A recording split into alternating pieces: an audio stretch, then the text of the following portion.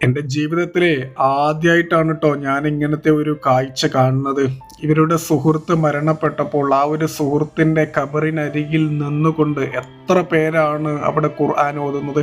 നമ്മുടെയൊക്കെ ജീവിതത്തിലെ ഏറ്റവും വലിയ ഭാഗ്യം ഇതേപോലുള്ള ബന്ധങ്ങൾ നമുക്കുണ്ടാവുക എന്നുള്ളതാണ്. ഇവരുടെ ഈ ഒരു പ്രവൃത്തിയിൽ നിന്ന് തന്നെ ഒരു കാര്യം വ്യക്തമാണ്.